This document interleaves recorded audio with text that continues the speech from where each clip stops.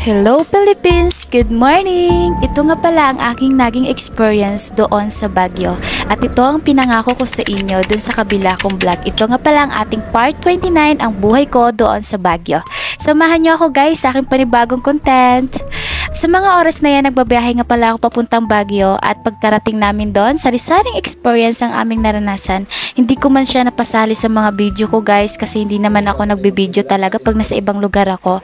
Kaya lugi talaga ako pag pumupunta ako sa ibang lugar kasi tamad ako mag-video. So yan nga pala yung mga na-video ko lang kung ano yung pagtripan ko lang videohan, ganun. Halina kayo guys at panoorin nyo ang aking bagong content. Ipapakita ko lang dito kung saan ako nakarating sa Baguio.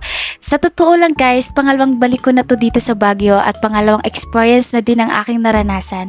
Napakabuti ng Panginoon kasi dinala niya ulit ako dito. Ma-share ko lang sa inyo guys, alam nyo ba ang pangalawang balik ko?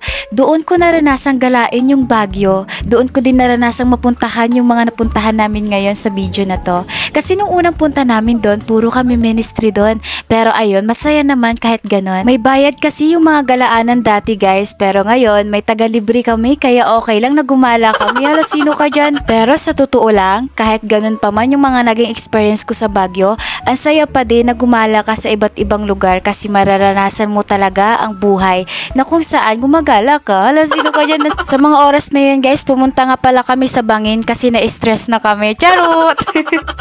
Char lang guys, sa totoo niyan, ginala nga pala kami dito ng isa sa mga kaibigan namin.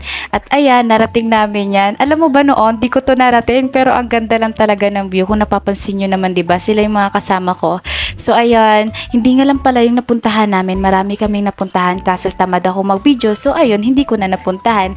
So ayan guys, tingnan nyo na lang yung mga video na yan. Basta marami kaming napuntahan base sa mga video na pinakita ko ngayon. At may mga pinuntahan pa kami na hindi ako nag-video. So ayun guys, panoorin nyo. Bago ko po tapusin ang video na to, gusto ko po mag-thank you sa lahat ng mga followers ko and viewers dyan. Thank you po sa inyong pagla-like and God bless po sa inyong lahat. Bye bye, thank you so much!